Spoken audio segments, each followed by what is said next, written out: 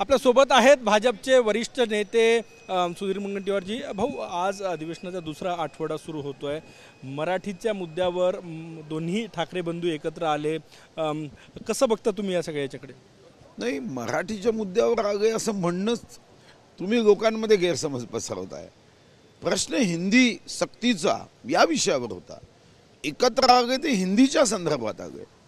मराठीच्या संदर्भामध्ये असा कोणताही मुद्दा नाही की मराठी हा आपण ऐच्छिक विषय केला किंवा मराठीच्या संदर्भामध्ये सिलेबस काही चेंज केला, असं कुठेही काही नाही आहे। तेव्हा मराठीचा प्रश्न हा विषयच मला पटत नाही की मराठीसाठी एकत्र आलं, हिंदी सक्तीची करू नये यांचं मत आहे। सरकारने पुन्हा एक समिती नियुक्त केली आहे। या अगोदर तात्कालिक मुख्यमंत्री उद्धव ठाकरे साहेबांनी एक समिती नियुक्त केली। त्या समितीने त्रिभाषा या सूत्रावर हिंदी जी 5वी पासून सक्तीची आहे ती 1ली पासून करावी असं सुचवलं होतं। त्यानुसार GR निघाला होता। आता तो मागे घेतला आहे, तर मराठी या मुद्द्यावर एकत्र आलं हे मग अजून नाही समजलं। ठाकरे बंधू एकत्र आल्यामुळे राजकारणावर काय परिणाम होणं असं वाटतंय मुंबई महानगरपालिका? नाही, मला वाटतं की एक सुदृढ विरोधी पक्ष तसाही हवाच आहे। दोन भाऊ एकत्र आले नाही, आमच्यावर काही परिणाम होईल असा प्रश्न नाही। जसं एखाद्या विद्यार्थ्याची तुमच्या वर्गात ॲडमिशन झाली म्हणून मेरिटच्या विद्यार्थ्यावर तणाव याचं काहीच कारण नाही। त्यांनी आपला अभ्यास करायचा आहे, नवीन आलेल्या विद्यार्थ्यांनी आपला अभ्यास करायचा आहे आणि मग परीक्षकाला जो योग्य वाटतो त्याला जास्त मार्क मिळतील, जो चांगला पेपर सोडवेल।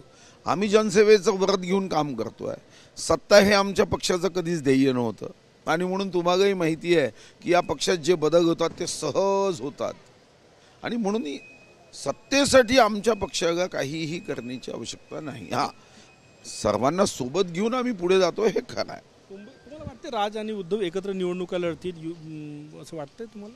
नाही, मला वाटून काय फायदा? त्यांना काय वाटतं हे त्यांना विचारायचं आहे ना। शेवटी त्यांचे संबंध कसे आहेत, त्या एकमेकाशी त्यांचा संवाद कसा आहे, आत्ताची आवश्यकता काय।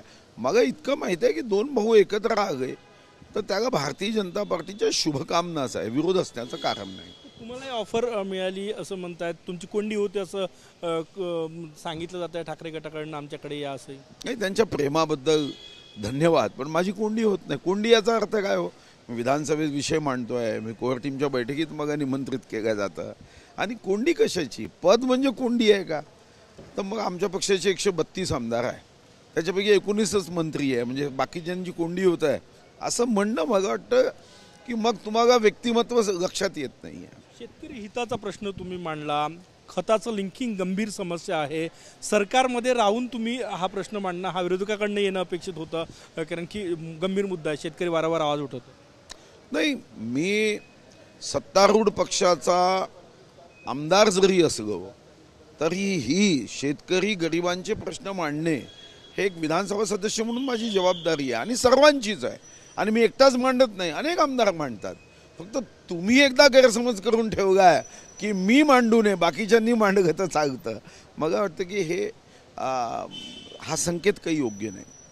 गरिबांचे प्रश्न मांडणं, शेतकऱ्यांचे प्रश्न मांडणं आणि सरकारकडून ते काम करून घेणं अशी अनेक कामं आहे की मी जी सरकारकडून जनतेच्या हितासाठी करण्यासाठी प्रयत्नशील असतो, संसदीय आयुधांचा उपयोग करतो आणि ते प्रश्न सुटावेत यासाठी ताकद गावतो। प्रचंड आक्रमक दिसले या पहिल्या आठवड्यात तुम्ही। नाही, मी नेहमीच आहे, मंत्री असताना नाही होतो, मी मंत्री होतो तेव्हा उत्तर देताना मी तर्कावर आधारित उत्तर व्हावं हा माझा एक साधारणतः प्रयत्न असतो।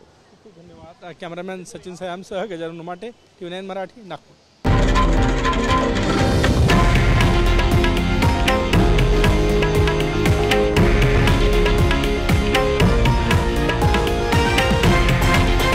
हे आहे देशातील नंबर 1 न्यूज नेटवर्क आणि आपण पाहत आहात TV9 मराठी, एकमेव।